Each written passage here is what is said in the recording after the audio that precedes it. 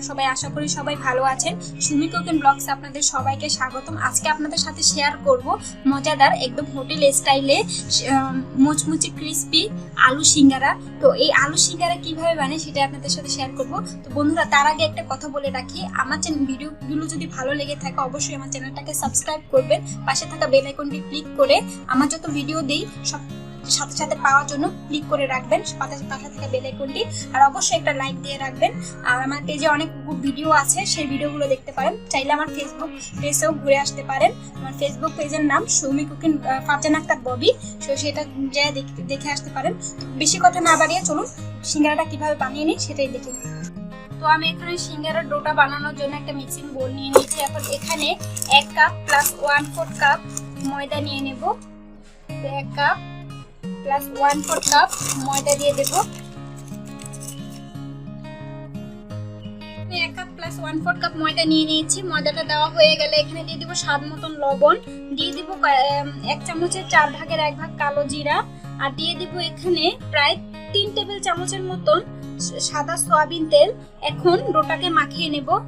একটু মাখিয়ে নিচ্ছি। আর ডোটা বেশি নরমও না বেশি শক্তও না, একটু শক্ত একটা ডো বানিয়ে নিতে হবে। এখন তেলটা একদম ময়দার সাথে মিশে গেছে। তো এখন আমি নরমাল পানি দিয়ে একটা ডো তৈরি করে নেব। একটু অল্প অল্প করে পানি দেব এবং একটু শক্ত ডো তৈরি করে নিতে হবে, আবার বেশি শক্ত না।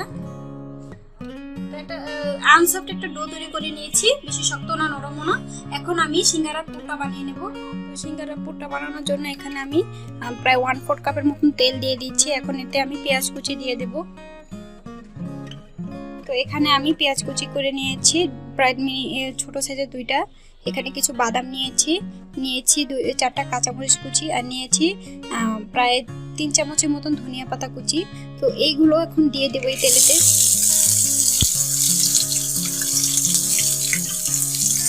দেওয়া হলে এগুলো একটু ভেজে নেব হালকা। তো একটু ভাজা হলে এখানে আমি এখন একটু সামান্য একটু হলুদের গুঁড়ো দিয়ে দেব, মানে 1 চামচের 4 ভাগের 1 ভাগ দিয়ে দেব। 1 চামচের 4 ভাগের 1 ভাগের মতন মরিচের গুঁড়ো।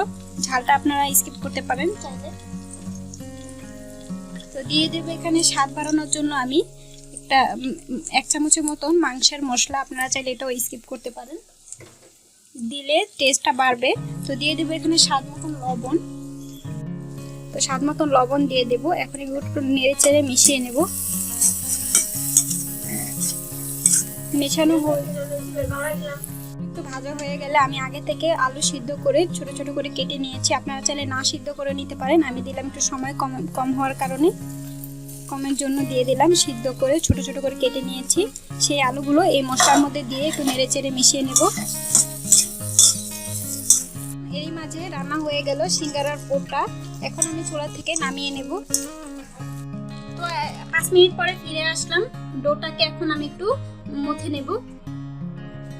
তো ডোটা নিয়ে একটু মথে নিচ্ছি। তো পুরটা হয়ে যাওয়ার পরে এখন আমি এটা বেলে নিলাম। এখন এটাকে আমি লিচি কেটে নেব।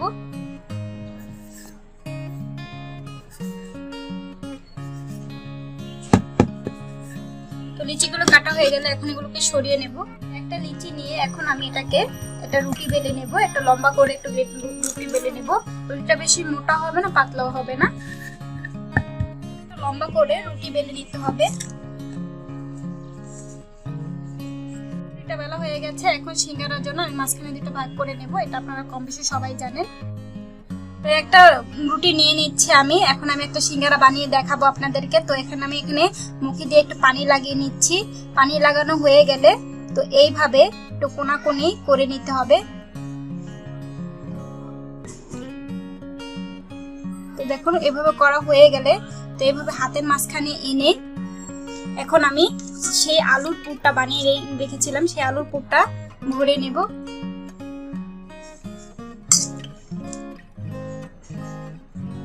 আলুর পুরটা ভরানো হয়ে গেলে এখন আমি সিঙ্গারার পেস্টটা দিয়ে নেব।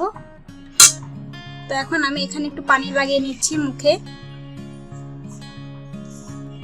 তো এখন এই কোণার থেকে এনে এইভাবে করে সিল করে দিতে হবে, আবার এই কোণাটা এনে এইভাবে করে সিল করে দিতে হবে।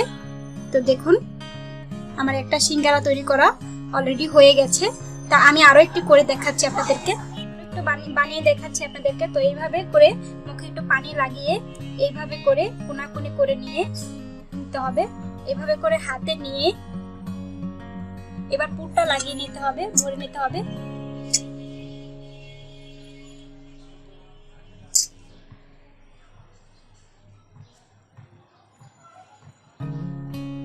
পুরটা লাগানো হয়ে গেলে এখন আমি আবার পানি লাগিয়ে নেব সাইড দিয়ে, মুখ দিয়ে।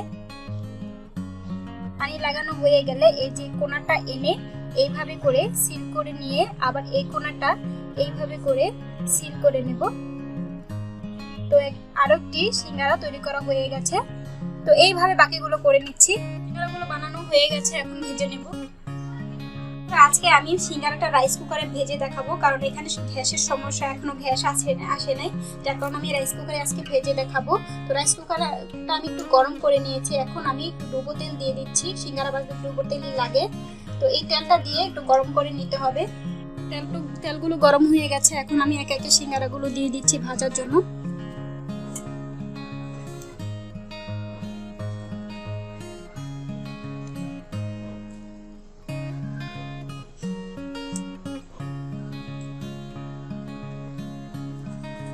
তো আমার একটার মধ্যে সবগুলো ভাজা হয়ে যাবে,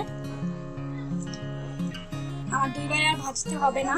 তো এরকম তেল যখন গরম হবে সেই পর্যায়ে সিঙ্গারাগুলো দিতে হবে, কারণ অতিরিক্ত গরম তেলে দিতে গেলে উপর দিয়ে কালারটা নষ্ট হয়ে যাবে, আস্তে আস্তে একটা ক্রিস্পি ভাব আসবে না, ওই জন্য। তাই এখন আমি আস্তে আস্তে প্রায় 8 থেকে 10 মিনিটের মতন ভেজে নেব, একদম দোকানের মতন কালার আসা পর্যন্ত। তো আমি একবার উল্টিয়ে দিয়েছি, এইভাবে করে উল্টিয়ে পাল্টে নেড়ে চেড়ে প্রায় 8 থেকে 10 মিনিট আমি এগুলো একদম দোকানের কালার আসা পর্যন্ত ভেজে নেব।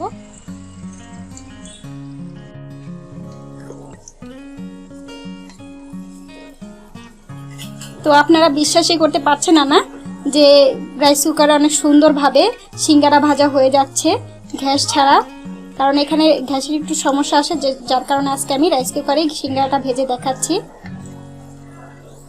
তো দেখুন সিঙ্গারাগুলো কত সুন্দর ভাজা হয়ে গেছে, এখন আমি এই পর্যায়ে নামিয়ে নেব। দেখুন কত সুন্দর কালার এসেছে।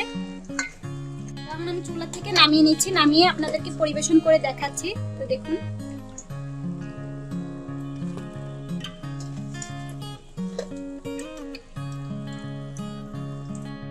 বন্ধুরা, হয়ে গেল আজকে আমাদের মজাদার মুচমুচে আলু সিঙ্গারা রেসিপি। তো ভিডিওটি যদি ভালো লেগে থাকে, প্রথমেও বলেছি চ্যানেলটাকে একটু সাবস্ক্রাইব করে রাখবেন। তো আমি একটা ভেঙে দেখাচ্ছি আপনাদেরকে, ভিতরটা কতটা জুসি হয়েছে। তো দেখুন একদম হোটেল স্টাইলের মতন, কোনো অংশ কম না। তো একটু ভেঙে দেখাচ্ছি, দেখুন ভিতরটা কত জুসি হয়েছে। তো এইভাবে আপনারা অবশ্যই বাসায় ট্রাই করে দেখবেন। ভালো লাগলে ভিডিওটিকে লাইক দিবেন, আর পরবর্তী ভিডিও আসা আগ পর্যন্ত ভালো থাকুন, সুস্থ থাকুন। আল্লাহ হাফেজ।